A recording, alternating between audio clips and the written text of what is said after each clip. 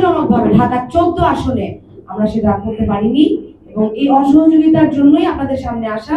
আমাদের সাথে আমার নেতা কর্মীরা রয়েছেন, এখানকার সাধারণ জনগণ রয়েছেন। আমাদের আজকের বিষয় হচ্ছে ত্রয়োদশ জাতীয় সংসদ নির্বাচনের প্রশাসনের অসহযোগিতা ও কারচুপি প্রসঙ্গে আমাদের আজকের অভিযোগ।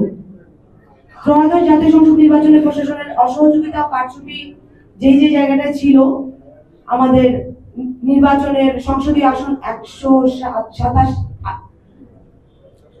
ঢাকা 14-তে আমি আপনাদের সামনে আজকে উপস্থিত হয়েছি।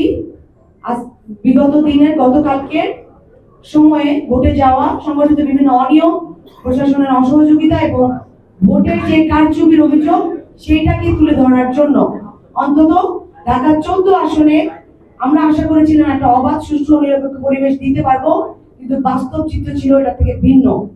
নির্বাচন চলাকালীন ও ফলাফল প্রক্রিয়ায় একাধিক অনিয়মের ঘটনা ঘটে, যা পুরো প্রক্রিয়াকে প্রশ্নবিদ্ধ করেছে। এবং ঢাকা 14 আসনের এই অভিযোগগুলো, নিম্নোক্ত অভিযোগগুলো আসলে উল্লেখযোগ্য। যেমন, বহু ভোটারকে কেন্দ্রে গিয়ে ভোট প্রদান থেকে বিরত রাখতে বাধা দেওয়া হয়েছে এবং বিভিন্নভাবে ভয়ভীতি প্রদর্শন করা হয়েছে। অনেকগুলো কেন্দ্রে ভোট গণনার সময় কারচুপির অভিযোগ পাওয়া গেছে। পোলিং এজেন্টদের কাছ থেকে ভোট গণনার পূর্বেই ফলাফল শিটে স্বাক্ষর নেওয়া হয়েছে, যা সুস্পষ্টভাবে নির্বাচন বিধিমালার পরিপন্থী। প্রশাসনের নিরপেক্ষ ভূমিকা প্রত্যাশিত থাকলেও বাস্তবে একাংশের অসহযোগিতা ও পক্ষপাতমূলক আচরণের অভিযোগ রয়েছে। ভোটের আগের দিন 11 ফেব্রুয়ারি তারিখ গভীর রাতে দাঁড়িপাল্লা প্রতীকের প্রার্থী বিভিন্ন কেন্দ্রে গিয়ে প্রিসাইডিং অফিসারদের সাথে আর্থিক লেনদেন ও ভোটারদের মাঝে অর্থ বিতরণ করেছেন বলে অভিযোগ রয়েছে, যার ভিডিও প্রমাণ, বিভিন্ন নিউজ ফুটেজ সেই দিন রাতেই পাবলিশ করা হয়েছিল, গণমাধ্যমেও এসেছে এবং এগুলো আমাদের কাছেও আছে, আপনাদেরকে প্রোভাইড করা হবে। পোলিং এজেন্টদের স্বাক্ষর ছাড়া রেজাল্ট শিট প্রকাশ করা হয়েছে, এগুলো আমাদের কাছে আছে।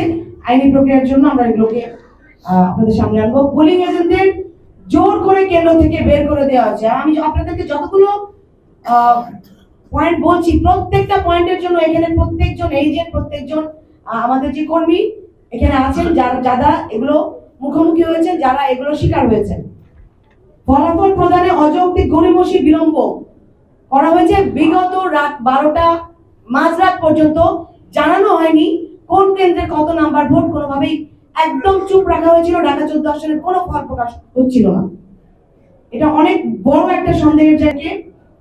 কেন্দ্রের পূর্ণাঙ্গ ফলাফল কোন কেন্দ্রে প্রকাশ না করে সরাসরি নির্বাচন কমিশনে পাঠিয়ে দেওয়া হয়েছে এবং নির্বাচন কমিশনের ব্যালট পেপার হস্তান্তর করা হয়েছে।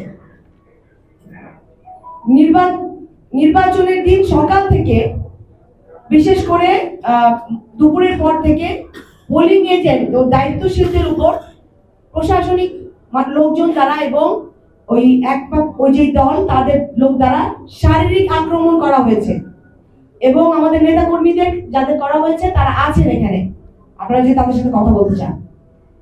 এসব ঘটনা শুধু একজন প্রার্থীর প্রতি নয়, বরং গণতান্ত্রিক প্রক্রিয়ার প্রতি অবিচার। এটি নির্বাচনের গ্রহণযোগ্যতা নির্ভর করে তার স্বচ্ছতা, নিরপেক্ষতা ও সঠিক গণনার উপরে, কিন্তু এখানে সেই মৌলিক নীতিগুলো লঙ্ঘিত হয়েছে। এবং আমার সাথে আমার অনেক সিনিয়র নেতৃবৃন্দ এই ক্ষেত্রে আমাদের আহত হয়েছেন এবং পোলিং এজেন্টরাও।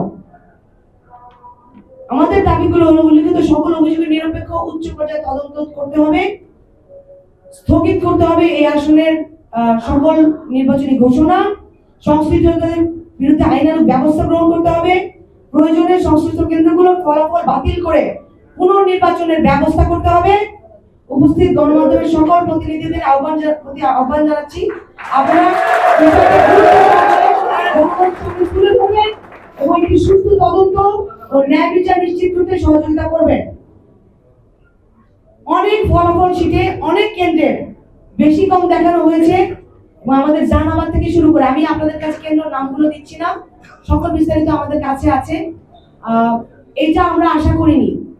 আজকে দাঁড়িয়ে এত সুন্দর একটা পরিবেশে আমরা আমাদের নির্বাচনটা করতে চেয়েছি, জনগণ তাদের নিজেদের মত প্রকাশ করতে চেয়েছে, ভোটাধিকার প্রয়োগ করতে চেয়েছে 15 বছর পরে।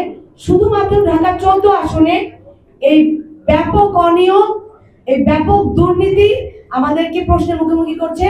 আমরা এটার জন্য নির্বাচন কমিশন প্রশাসনের অবশ্যই এখনই ইমিডিয়েট পদক্ষেপ গ্রহণ করতে তাদেরকে আহ্বান জানাচ্ছি, এবং আমাদের ঢাকা 14 জনতা এটা মানবে না, এবং যতক্ষণ পর্যন্ত এই ব্যবস্থা গ্রহণ করা হচ্ছে ততক্ষণ পর্যন্ত আমরা আমাদের দাবি জারি রাখবো। ধন্যবাদ। জি, বাংলাদেশ জিন্দাবাদ।